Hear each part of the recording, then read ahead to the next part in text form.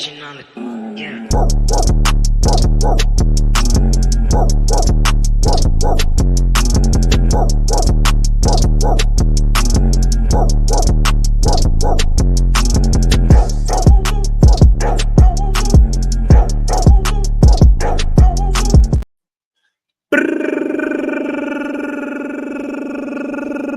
Bow!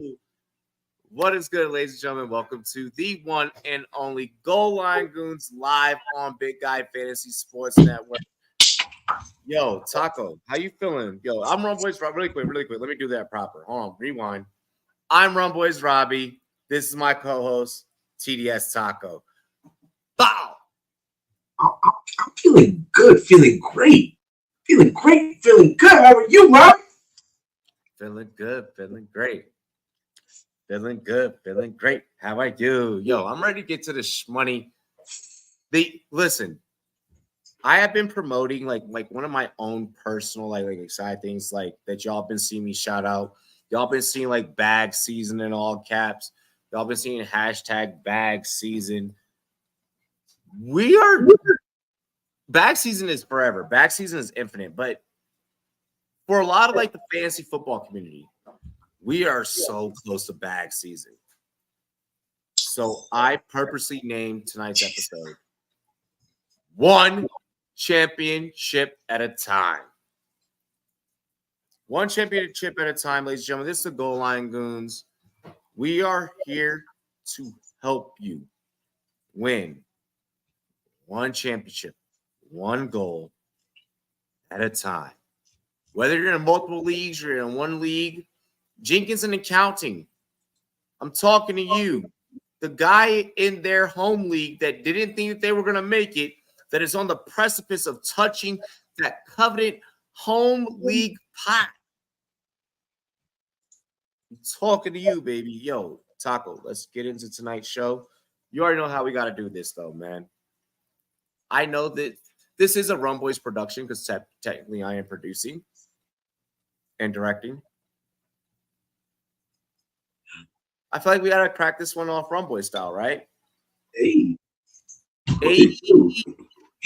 I'm down for the drinks. Let's go. Let's just put it like this, man. Basketball got me like hyped and we outside. We outside. Hey, we outside. I just gotta say, it feels great when you record ones that make it far. Like, it's okay when you make it, but when you record the whole thing, so you see the process as it goes through, and then you see the results, that's like Babe Ruth. That's a Babe Ruth right there. Process and results. Ayo, big guy fantasy sports shit. Big Rumboyz shit. Cheers to me, cheers to you. Big Guy Fantasy Sports, what it do. Rumboyz Fantasy Network, what it do. Bow! Let's go ahead. Let's get into it. Taco. Last night, have you seen the movie Boondock Saints? Oh, of course. All-time classic. I'm going to go full William Dafoe on this moment.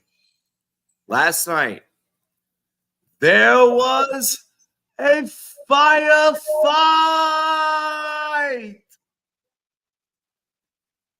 How do you feel about last night's game? How do you feel about there's a lot of chatter about bench Gino for Horsecock Lock, who's a rum boy. What are our thoughts? Phillies lost 3 in a row. Talk to me. First and foremost, what's good? Daniel, what's good? It's red alert for anyone with the Philadelphia defense. I know that we were looking at them as a possible streaming option in the next couple of weeks as their schedule looks a little soft for the Giants and the Cardinals. I'm just not trusting it. I'm just not trusting it right now with the Eagles defense first and foremost. I definitely am going to make that pivot if I can to another direction. I already did that in another league. I went to the Broncos. Broncos defense, even though they lost the other game, I still like what they're doing with defense. PS2 is something serious. PS2 is something serious. Bro, the deflections that he makes when receivers are trying to get that ball is just like, whoa. and Time for a corner in PFF. and they've been on a tear as of late, and I'm buying into that more than I'm buying into the Eagles versus the Giants this week. Which coming into it, we thought backup quarterback for the Giants, that's going to be a streaming delight. Like that's the kind of guy that people have been stashing for a couple of weeks, thinking that you might get something, and you watch the Eagles play, and you're like, oh no. That's first and foremost. Secondly, JSN, baby, that touchdown grab at the end moved me from out of best ball playoffs into a best ball playoffs. So I am hyped about that. He was someone that I mentioned in the last couple of weeks as they're starting to get him more involved. He's starting to look more acclimated. Like we had said earlier, this is the time of the season where now you start to see some of the things change as players have spent more time in this in the scheme and the system, and injuries happen, and so many other things happen. And right now, it's looking like we're starting to see an emergence at a JSN. I don't know how confidently in two wide receiver sets I feel comfortable playing him in. But when you have those 3 wide receivers, 2 flex kind of leads, I think now he's really playing himself into that position of he might be viable. Lockett just doesn't seem like he has the bandwidth that he used to have, or the scheme is just not favoring him as much as it used to be. But that's the other observation I really have here is that JSN might be one of those buzzy guys at the end of the season who might be able to pull some things off for a couple of teams where you didn't have him before, and now you got a new weapon. I like that. I'm going to touch on that here in just a second. I'm just going to answer George Plays 01's question really fast. It is Denver. They are going up against New England. Bailey Zappi. Although Zappi has been playing better. Yeah, Zappi is going to eventually look like Zappi at some point. If he does at any given point, it will be against Denver. Personally, that's just something that I am subscribing to. It is a home game for Denver. We knew coming into Denver's road stretch that was already going to be rough for them. Denver at home is pretty much a deadlock for the most part. Give me the Broncos defense. Give me the Broncos at home. Give me the Broncos at home in every fucking aspect possible, fantasy and gambling. I'm all in. In regards to should you drop the Chiefs defense, I don't think that it's necessarily a drop because as more so as that is a temperature check. You're going to temperature check in, check out, just because that over the course of the whole season, these 2 defenses are neck and neck in terms of fantasy football. You're talking about the top 13. You're talking about defense 13 in Denver and defense 14 in the Kansas City Chiefs. I don't think that you should be dropping either or.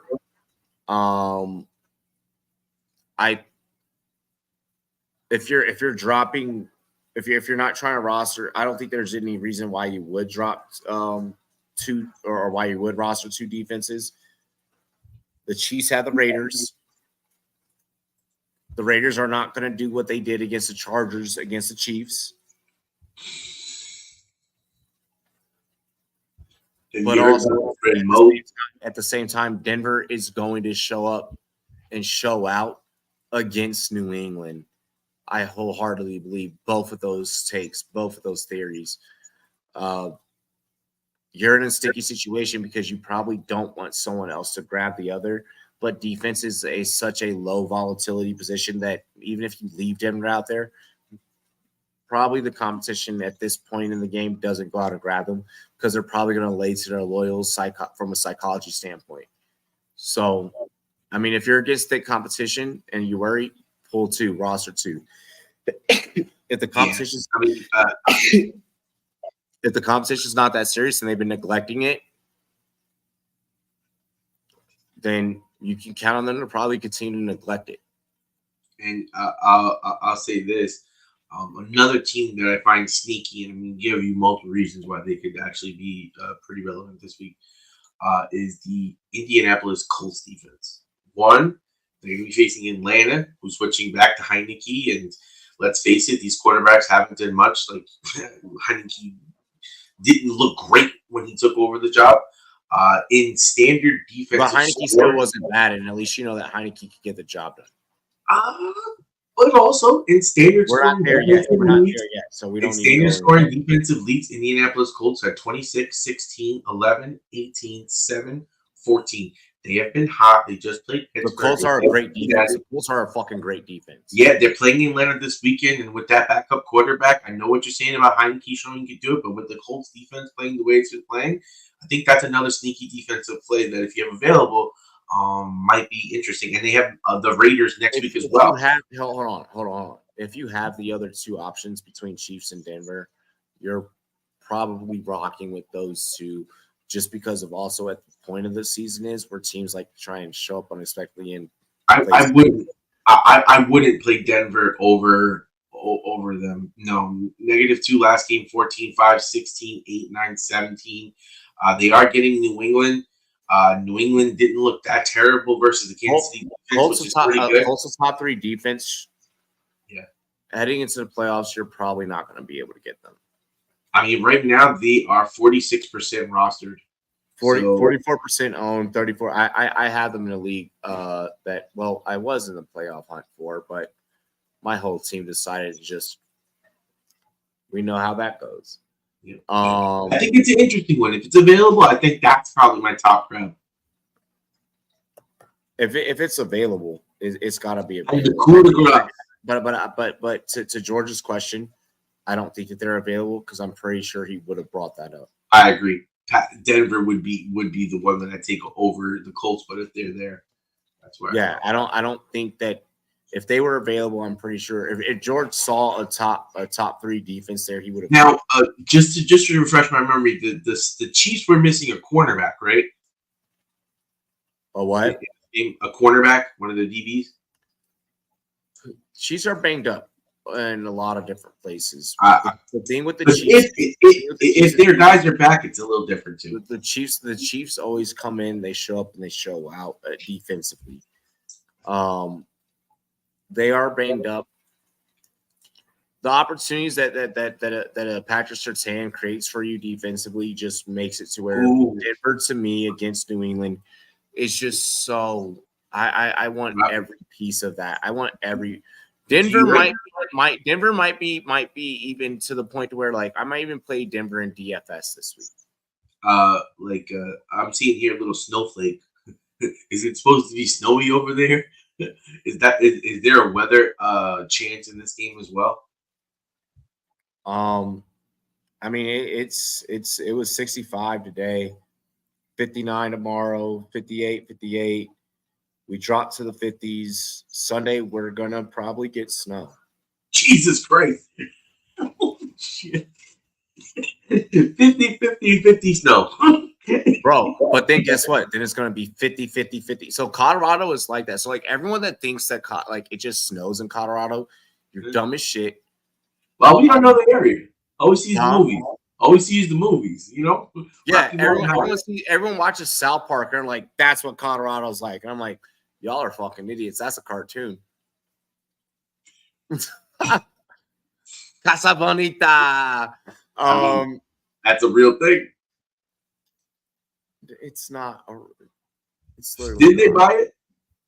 They're making it a real thing. These guys are branding experts. I do want to take an opportunity to talk about. We've been on this very long-standing quarterback carousel conversation for the last couple of weeks. And I think that given some of the things that have happened already today, that have happened over the weekend, it's definitely something to talk about. Because roster movement and roster construction from a game theory standpoint is going to be so serious right now. Taylor Heineke is now in play. I know a lot of people. What is good? Drop the mic, FF. I know a lot of people with Desmond Ridder heading into championships. Because let's face it, that's like you don't have a whole lot of starting QBs that were left. And now they may not even have that option. You and I in a best ball competing for fucking $3 million for all the pocket watchers out there. Have Sam Howell,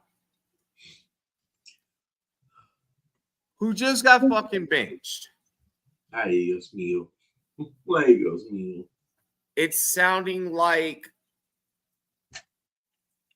it's now going to be Mason Rudolph in place of Kenny Pickett. Wait, what?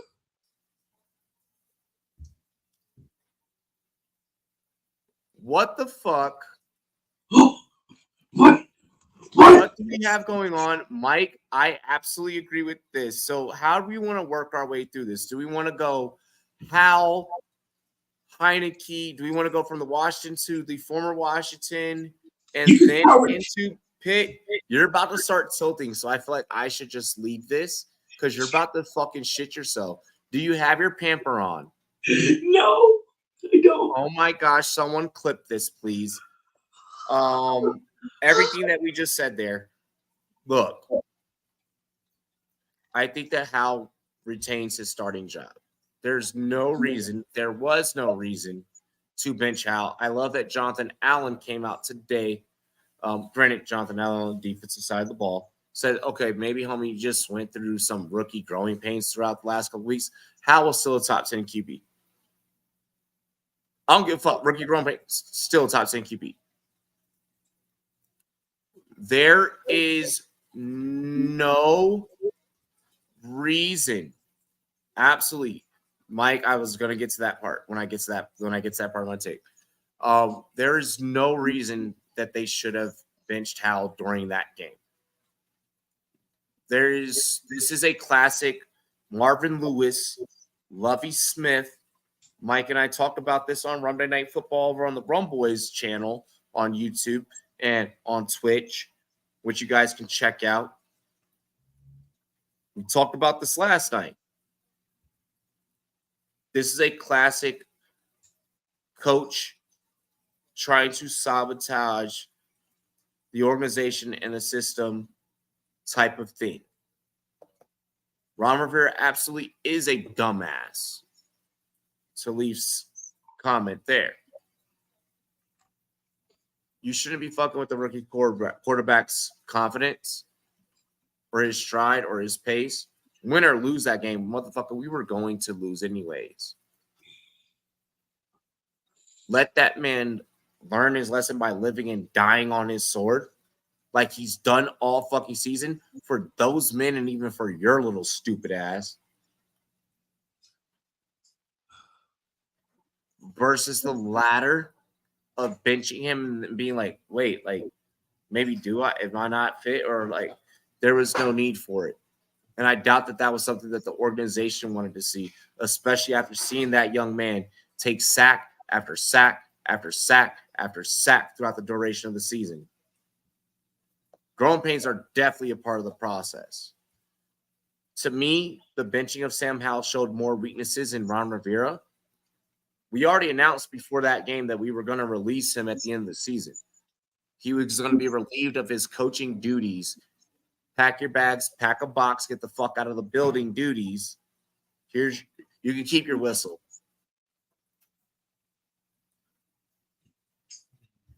That showed even more reason why any other team should not grab Ron Rivera, at least a year or two from now.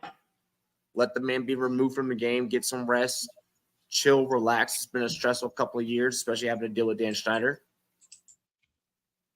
I think Sam Howell still starts this week. I think you could still rely on Sam Howell for fantasy. I think that probably pissed Sam Howell off that he did that. Jacoby Brissett's not better than Sam Howell in any fucking universe. And that we know for a fact.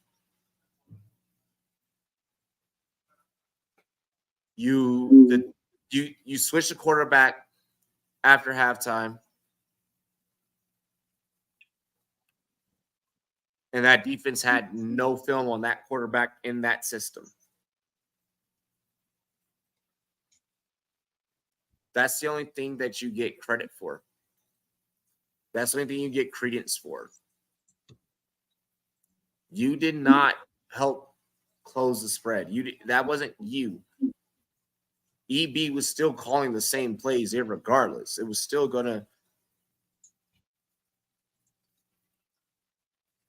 classic Washington head coach like Jay Gruden trying to take credit on the fucking group project when it was McVay and LaFleur and all those other guys that were fucking doing the work. EB, it's your turn. It's your team. Take over. As for the Atlanta portion and the Steelers portion, Heineke, I like as a good fill-in this week. I like it if you want to play that defensive side of in 2 QB, making sure that your opponent cannot have that QB. I love the different angles that you get to play with it down the stretch. I'm with it. I'm all in on the Heineke experiment.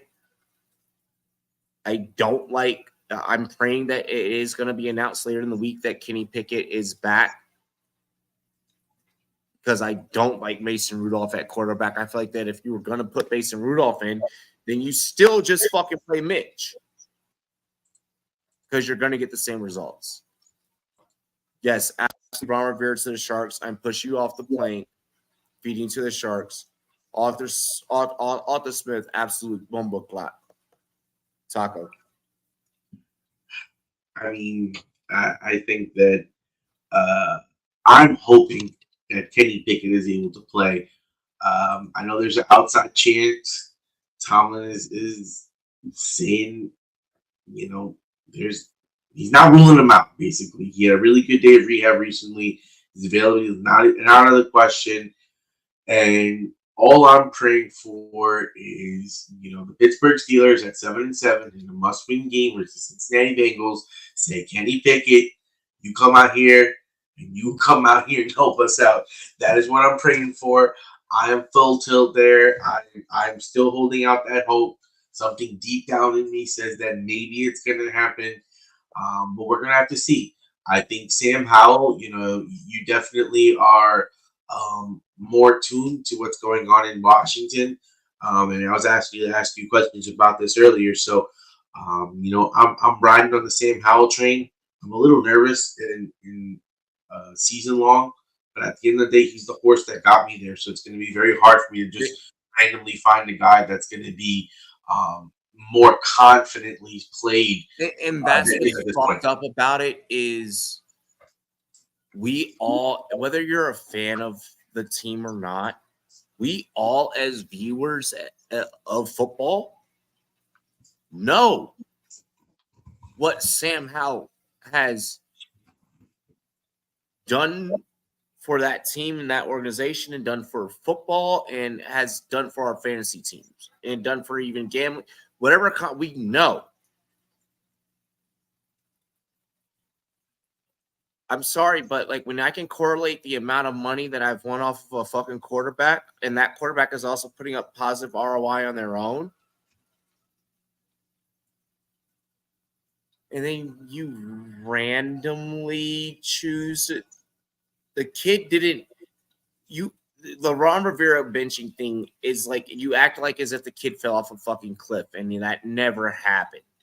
One thing I could say is maybe it was like he was struggling, he wasn't getting it going, and you're trying to light a fire up in him and say, you know what, kid, nothing's given to you. You're still gonna have to earn this. You still gotta play better. And hopefully, it gives him the fire he needs to light up the Jets. You don't do it in that manner. You don't do it in that way. No other team does that. No other team does that. With their unless it is a situation where a coach is bitter and they are sour over what the inevitable outcome is going to be. Which is usually the case. We've seen this. We've seen this where coaches get bitter and they're like, well, you know what? Fuck it. Like, I'm going to screw you over before you can screw me. Or I'm going to get the last laughs. Like somehow, like we see this all the time. Yep. We have 32 teams, and we have multiple different examples of this. And that's what I think the Sam Howell thing comes down to. The Desmond Ridder thing, I think that Atlanta just, I don't know. I don't know what that is. Mason Rudolph makes sense. He's been around that whole team longer, knows the system. As a coach, you're hoping that he can go out and at least produce a win. You're hoping that Kenny Pickett clears protocols this week for that ankle and is good to go.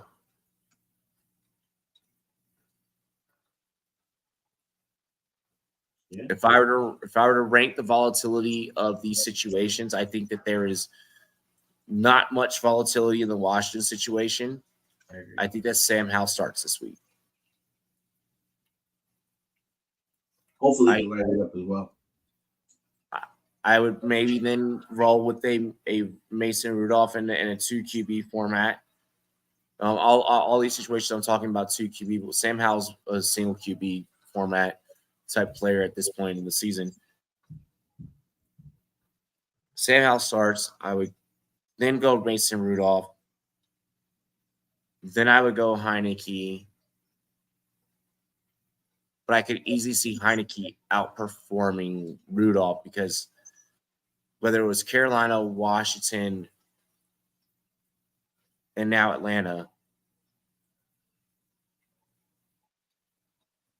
Heineke's been competent. But the question is on this shorter turn, you're gonna have like 1 week with it, and now you're playing against a hot defense with the Colts. It could be an interesting. The red-nosed reindeer. I am praying. And if he sits out, and this is me tilting going hard. I need them Sam Howell to ball out versus the Jets. if Kenny Pickett's not coming back, give me Sam Howell. Because I think one of those two guys, I mean, when you think about it, they should. I mean, Cincinnati's not really a vaunted pass defense. The Jets defense just been getting lit up lately. These guys are in some opportunities for, making some noise, especially in these DFS settings. Yeah, I mean, but also, just from like a playoff standpoint, I know that quarterback is thin. I know that quarterback's not impressive. In some circles, despite record, even though I say the gameplay is completely different, people are trying to compare Trevor Lawrence to Daniel Jones. That whole stat comparison over the first 2 seasons is a fucking crazy because Lawrence was hurt a good portion of those games. It's like the two things don't mix, they don't go together. But anyways, one of the things that I want to get into here, what is one of your biggest elements heading into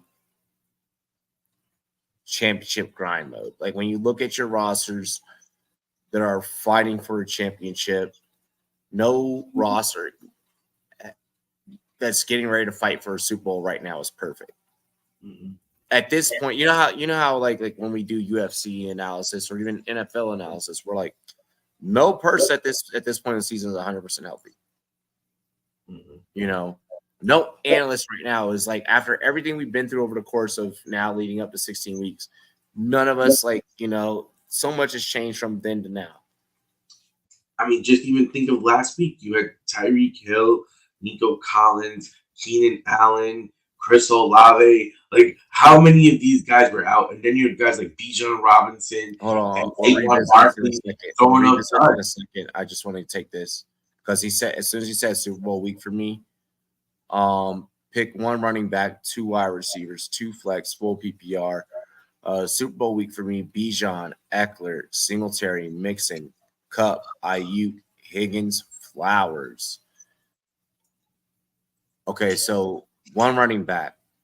We only get 1 running back, but we do get 2 flexes here, Taco. So we can maybe, you know what I mean? The two receivers. I hate to say this, but there's no way you can bench Bijan Robinson. You just can't do it. He's the RB13 on the season. I understand what's happened and what's been. I'm not hanging my hat on Eckler. Eckler's not going to get the start for me. It's between Bijan and Mixon for me. And with CJ, because with CJ Stroud not being in this week, that news dropped right before we actually got on air. With it not being Stroud, I guess I do see a formula where they rely heavily on the run game.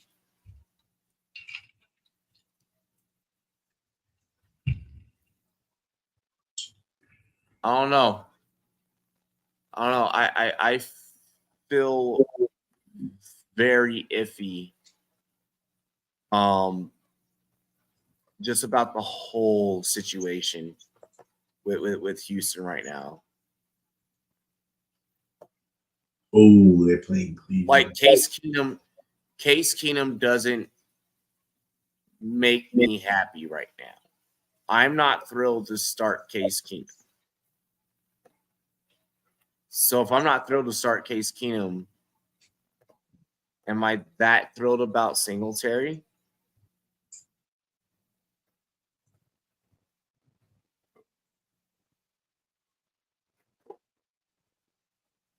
Devin Singletary, RB31. He did have 170 last week off of 30 touches. He had a beastly week. Yeah, I mean, honestly, since week 10, he's had one game under 12 points, 12.5 points. But he's not getting you those 20 like week 10 and 11. He got you those 20-point weeks back to back. You're kind of betting on that same juju again. But think about it. In week 14, he got you 12, and last week he has to play Cleveland. I'm not trusting that. Now that is where I agree with you. The volume there is going to be the only thing that's in his favor. The matchup really isn't. But when you look at some of the other guys, it's like probably you would lean more toward, like, definitely Bijan would be the running back. Bijan's definitely the running back. Wide receivers pretty easy. It's Cup, Ayuk, Higgins. You ride in with your big horses. Then the question comes down to, who do you feel more comfortable with? Flowers, Eckler, Singletary, Mixon. The matchup for Eckler is versus Buffalo. Not really. I would play Mixon. I would play Mixon over Flowers. I'm leaning that way as well on Mixon, just because he's getting a huge volume. Mixon would make up my second flex. Mixon would make up my second flex. Yeah, I'm actually leaning in that direction as well. And just to pull up his stats really quick, Joe Mixon right now is RB6, and in the last 3 games, 19, 21, and 10 carries, but he does have a touchdown in each of these games. So Bijan, has at least 3 catches. It'd be Bijan. For me, I don't feel like I'm perfectly fine with going Cup, Higgins, Flowers, but you could go Cup, Ayuk, Higgins, and that's perfectly fine. Yeah. I love the Cup, Higgins, Flowers personally. Last week though, that killed last week. Flowers has been a little bit inconsistent as of late, especially with Likely and Odell seemingly taking getting their shares. I still give me the Cup, Higgins, Flowers. I don't mind the Cup, Ayuk, Higgins though. Right now I think Higgins has moved his way back up to what we thought he could be. Which is going to be very interesting because a lot of teams that drafted Higgins were probably getting beat up. But if you have him now, you might be prospering right now. Yeah. And then obviously it's going to be Mixon in that second flex. I'm not starting either Eckler or Singletary. So it can be Mixon and whatever other wide receiver in that flex. I would say you could debate maybe Ayuk or Eckler depending on if you feel spicy and how much you believe in that. I don't care about Eckler. I'm good on Eckler. I'm good on Eckler. Yo made second round of playoffs in both my leagues. Got a bunch of questions. No rush to answer. All full PPR. Number one, Flacco at Houston. Stroud, if he plays, Stroud's not playing. It's not looking like Stroud's going to play. Just from what we'll see. We'll see. That's also Cleveland. Houston needs Stroud to beat Cleveland. That's going to be a tough one. That is seriously going to be a tough one, Dylan. If Stroud is playing, I'm dying on the sword of Stroud. If not, you're automatically going to Flacco. It doesn't matter what your other options are. I like DeVito, but no. Start two at running back: Mixon, Cook, Pollard. I take the first two. What's up? I take the first two, Mixon and Cook. I mean, what the Buffalo Bills Yeah, been doing there's no question. Yeah. Yeah. The Chargers are toast. Pittsburgh, we don't know what the fuck. Like, Pittsburgh's probably closer to going underneath. This could be this. I think that this is the season that Tomlin stays under 500. Yeah, and it's crazy to think, but Joe Mixon is RB6 on the season. So yeah, I'm going Mixon. I'm going Cook. Pollard versus Miami. I could see Dallas going heads up against Miami again. Dak in December. We know how it gets towards for Dak in January. I'm riding that narrative. Give me Mixon, give me Cook for your two running backs. Now, the one flex is where maybe we could still talk about Pollard. Yep. We do have Reed going against Carolina, which is a beautiful matchup. And likely versus San Fran. And he's been hot. They've both been hot. Pollard has been like hit or miss. Where I get volume. The volume side is on Pollard, but these other two guys have been hot. And honestly, I'm probably leaning Reed. Just because, I feel like that wide receiver position is just a little bit more of the traditional playmaker role than the tight end. But Isaiah Likely has been a consistent playmaker. He's getting touchdowns, he's getting yards, he's getting catches. It's going to be very hard to decide that. To me, I feel like Likely is in my tight end position, and then what I flex is between Reed and Pollard. But he said one flex. I'm assuming that for some reason he's not. Maybe there's not a tight end. Yeah, so that's weird. But I probably lean Reed there. Well, hold on. I think this is the same thing, or maybe this is a different league. Yeah, I think that's a same thing in League 2. Okay, so then in League 1, this is what we're dealing with. Then I think we both agree on the defense here, the Broncos. I would if there's no tight end in this league, and if it's just one flex, if it's a straight up heads up, then Pollard would probably be. I would just be going with all the running backs. You would take Pollard over Reed in this one? This is Carolina. Yeah. And that sounds crazy, me being a Reed fanboy, but I'm gonna keep it real. I've seen this guy's been hot. He's been getting touchdowns. It's not like he's just getting played. He's getting touchdowns, and that's the thing about Pollard. He's been touchdowns allergic. I want Reed. I could see Miami smacking the fuck out of Dallas. Yeah, no, fuck that. Give me Reed and Likely, bro. I'm just afraid. Pollard last game had 11 for 50. Imagine if what happened last game happens this game again. Happens again, and I think that's very much with the. Yeah, give me Reed. Give me Reed. And there's so many games for Pollard where he's just Denver versus New England or Green Bay versus Carolina. You're safe either way. Give me Denver. Yeah. I think that's what I'm leaning right now as well. Same thing in League 2, full PPR as well. Stroud versus Cleveland or Fields versus Arizona. It's Stroud. If Stroud is healthy, I'm playing Stroud. I'm living and dying on that sword. Fields versus Arizona is definitely tempting, but with Arizona, you never know what Arizona team you're going to get, and that can just be a convoluted thought process. Stroud for me all the way. Start one running back, two receivers, one flex. We're done with Connor, Ford, Singletary for the running backs in this position. I'm probably going Connor. He just looked good last weekend. He's been the guy. I feel like I would lean Connor. Yeah. I feel like I feel like I would lean Connor there. And then Waddle just had a big game. Let's face it, he's an explosive player. That game versus Dallas, it's either going to be a shootout or a blowout. Waddle doesn't have a big game if Tyreek comes back. Tyreek will come back. Yeah, but this is going to be either a shootout or a blowout. Tyreek is going to try and get as many yards as possible to make up for missing.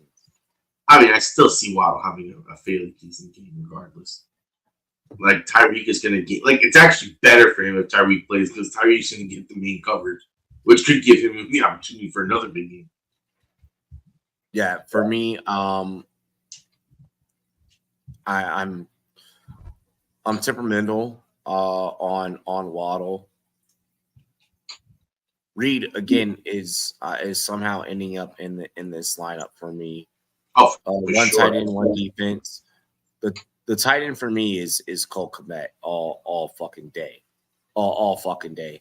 On my birthday, your birthday, Jesus' birthday, Easter. And there's not even football played during Easter. Like, I don't care. I'm playing Cole Kmet. Hunter Henry's definitely been getting his looks though and is productive.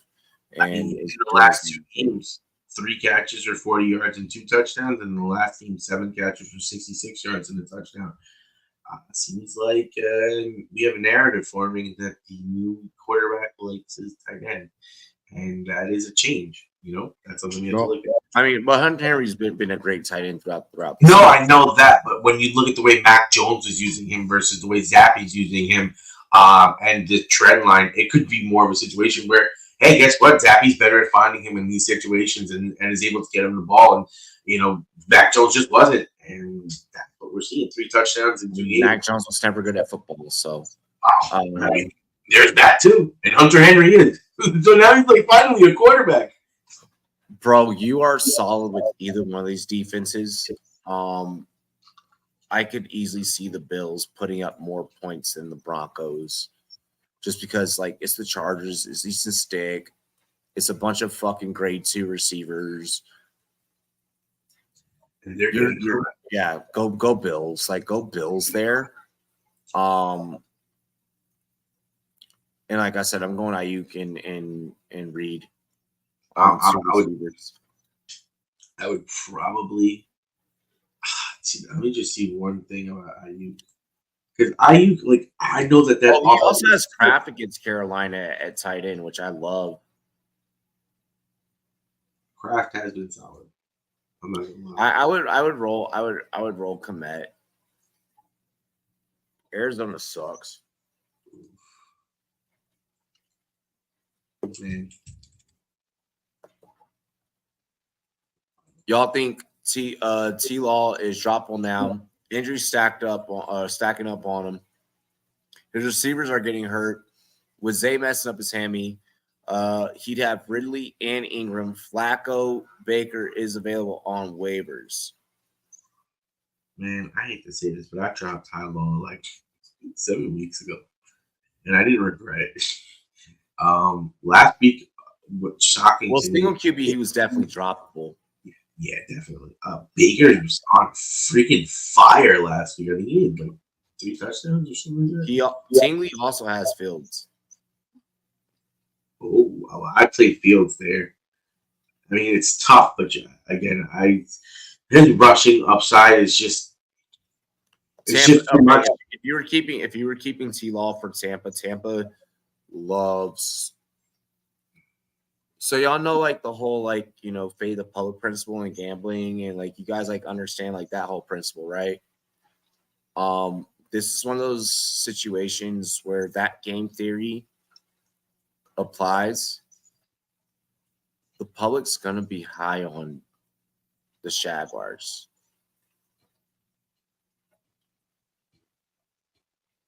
Dude, I don't mind you playing Flacco over T-Law. This is a matter of championship or not. I don't think that I at this point in the game, you have to ask, okay, like which sword am I willing to lie on? You know, and I'm willing to lie on that Flacco sword. I'm willing to even lie on that Baker sword over T-Law. And it's not an indictment on T-Law, but like I said earlier in the show, motherfuckers is literally drawing comparisons between him and Daniel Jones throughout their first 2 seasons. The only difference is that T-Law has pieces around him that has helped gotten the job done. I don't mind you playing Flacco. I don't mind you playing Baker. And I think that those are more strategic moves. I think there might be – Flacco has shown us that there might be a safer floor with him. And I get that's off of a couple of weeks of research, but give me that couple of weeks of research in a championship situation versus the latter. Flacco or Browning? As Cincinnati is facing the Steelers, right? I don't think that Browning gives a fuck. That's the thing. Bro, Like, this is a really good field. I was loving that. You got the young, you got the young gun, you got my young bull and Browning. And you got my old head in Flacco. And neither of these quarterbacks, both these quarterbacks are playing like they have nothing to lose. Both these quarterbacks are playing like the fucking rent is due. Mm-hmm. Like, I hate to say this. I never thought that I'd say this at the beginning of the season. As a matter of fact, I knew that I would never say this at the beginning of the season. This is a good fucking position to be in. I don't think that you can even. You're fine starting either or. Me personally, I lean towards starting Browning. With that said, I don't think that there's a safe scenario of leaving either or out. Like, is it a 2 QB? If it's a 2 QB, you definitely can't let either or be hanging around out there. Like, if it's a 2 QB, it's like you're keeping them both. Like, 1 QB, I feel like I'm leaning Browning.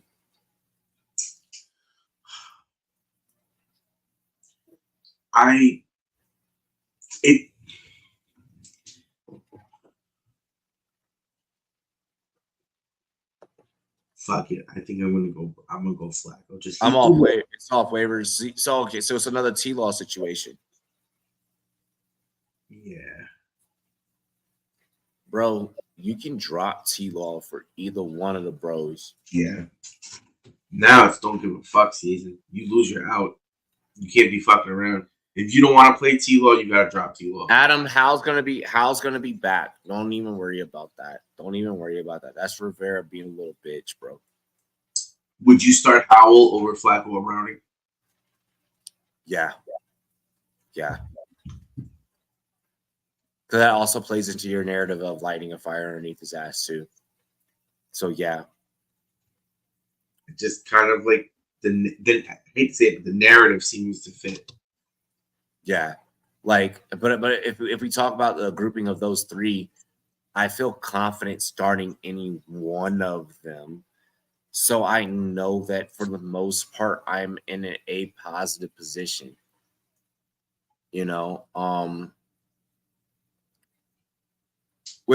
Adam's situation specifically, without seeing the whole team, I feel like he has less problem. Do you follow me, bro? Hold on. Yo, here's my Twitter. Drop me a DM and drop me a screenshot. Drop me a screenshot of your lineup. And I'll take care of it during after hours. Because like I'm probably not closing the office like for like another hour. Like I'll be live. Like we're live for like another 10 minutes. And I'm not shutting down the DMs for like another 2 hours at best. Like 2 hours at best, actually. And I don't know what Taco's schedule is for tonight. I mean, it's championship weekend. It's fancy. The DMs are fucking open, bro. Like the DMs are open. Shit, so, even just add me in a thread and we get down that way too. I don't really care. Like, yeah, exactly. Yeah, like if you literally, because like I got like, you. oh, this guy just got hurt. What do you think about blah blah blah? Or you see like the trend Bro, line, I'll answer a fantasy question anywhere, bro. I don't care. especially championship weekend. Like, Yeah, I mean, championship this weekend. is You this got is to my put in money OT. time. Yeah, you got to be putting in OT. Mhm. So then say I did drop T-Laws. Okay, so yeah, for Flacco or Baker, would you start them over Fields versus the Cards this week? I would not start them over Fields over the Cards. I would want to have a competitive advantage of making sure that my opponent or opponents, whether it's this round or heading into the next round, I don't want them to even think about having, especially with the Flacco situation when it comes to between the Flacco and the Baker. First off, Baker's a baller. Baker's could easily retain that Bucks job. Second off, I don't want my opponent having Flacco whatsoever. I do not want my opponent having Joe Flacco. And then to Adam's situation, I definitely do not want my opponent having Brownie. Brownie scares me just a tad bit more than Flacco.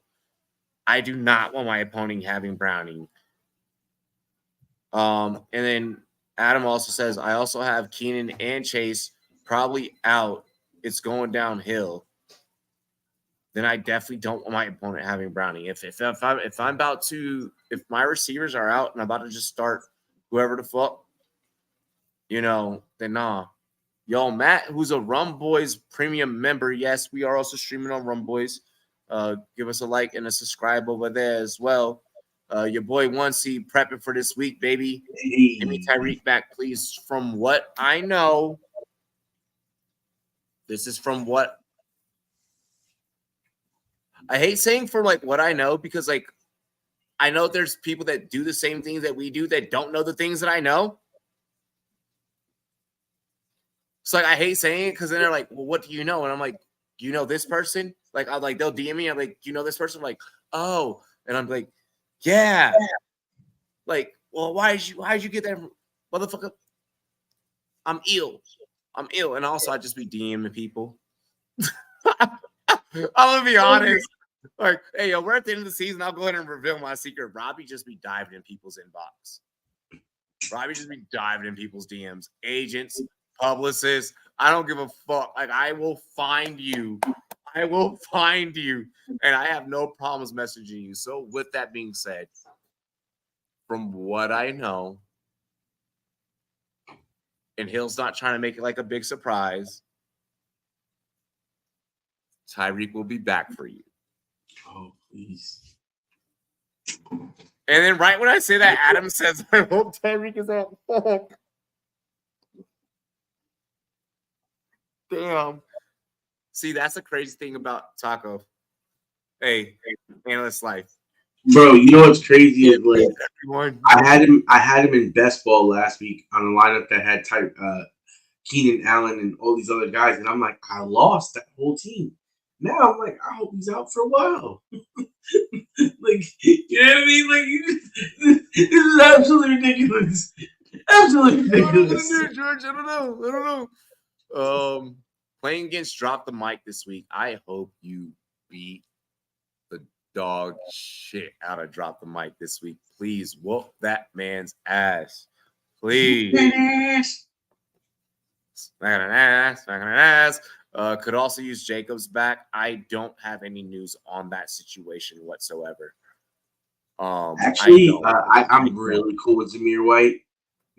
That man was low key heavily for me. Zamir White was going off. I was like, damn. He outscored Pollard, Derrick Henry, and I think Alvin Kamara. Bro, I had one lineup with like Chandler and Zamir White just putting in work. Bro, Zamir White went off. Damn you. Adam, if I beat a playoff team, or if I beat a playoff team, okay, not this year. If I beat a team that had Tyreek during the regular season, you can beat that team during the playoffs. Is what I meant to say. All of a sudden, Waddle was good. I waited 15 weeks too late. I've been trying to tell you to get rid of Bro, Bob, but you're in a Cooper Kupp wants an apology from everyone. I'm starting him too. Cooper Kupp's not getting an apology from me. A real life apology, like if anything I ever said hurt his feelings. Cooper Kupp's not getting a fantasy football apology from me. Fuck that. I refuse. I apologize that he got hurt. I'm glad that he recovered. I'm not doing that. Is Chandler a must start if Madison sits? Yes. After what we just saw, yes. Mike has Tyreek. Oh my god. Yo, I love how I drop news really quick. If y'all, just so y'all know, when y'all see that shit get reported Thursday, because it's probably gonna be Thursday that it'll be announced. If it gets announced tomorrow, I'd be shocked. But it'll probably be Thursday that Tyreek is officially back. Just know that you heard it here first, and just know it's I'm probably gonna follow this guy. So I'm playing someone 2-0 again against in the regular season now. Watch some crazy shit happen. I have had that happen. But I've also had the opposite happen. So, I mean, who knows? It's a 50-50 fucking shot, bro. History says it's in your favor. So there's times when you have literally the best guys in and you lose the dog shit. You know why? Because it's any given Sunday to the real. Have Warren. You're not starting Warren. You're not starting Warren no more. We're out. Yeah. As the biggest shareholder of the Jalen Warren fan club committee, I'm letting you know that we're out. I'm letting you know now. Damn, that kind of hurt my feelings to say out loud. This is what happens when you keep it real with your followers. Internally, you die a little bit inside because, Jalen Warren, I'm such a fan. Please listen, man. This is how those teenagers felt during the Justin Bieber era. This is much like stock trading. You know what? Listen, long term, I mean, for right now, I'm out. Down the road, he'll be a thing. He might surface somewhere else. He might surface here, but for right now, we're out. Leafs. You have news reporters and OnlyFans models on your phone. He's not wrong about either of those things. So back-to-back 27-point games, Robbie. Stop it. Yeah, back-to-back games. What did he do during a fucking 4-week stretch for you? He was getting back into shape. 6 points apiece at a time. That's all it takes. That was mean. That was Cup. Let's sit down. Let's talk. Let's have an interview. And there is no such thing as peace out Puka Nacua. Puka Nacua is the future. See, all right, you know what, Cup? I take everything that I said. Puka, let's sit down. Let's talk. Waller coming back from championship team, Habibi. And Waller is just not a thing. Hell no. Taco, any final words in the last 30 seconds? I just have to say 30 seconds. You said for 16. Talk, motherfucker. The Jets. The Jets. Let's go, Sam Howell. Let's go, Washington. Terry McLaurin. Sam Howell. Let's put it up. Let's do it. I haven't had my full line. I feel that. I haven't had my full lineup once at all. But you know what? What happens is that we win prize money. Speaking of prize money, make sure you guys follow Taco and I's journey towards $3 million. It's live. Every time I think about it, it's one of those things that's in the back of my head. But every time I think about it, holy shit, we have a legitimate shot. Yeah. We have a legitimate shot at $3 million. I mean, we literally have CMC. Yeah, I shit myself a little bit.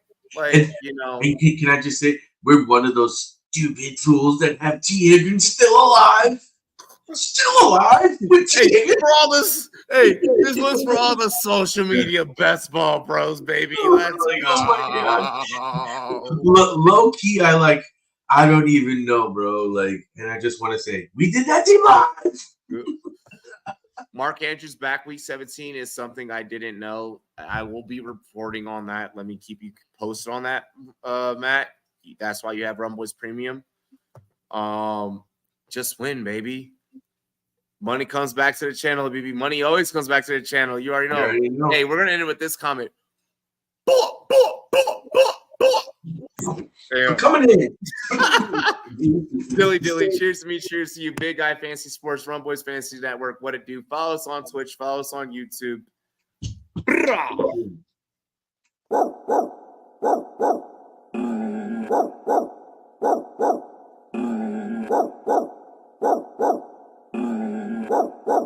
Preaching on the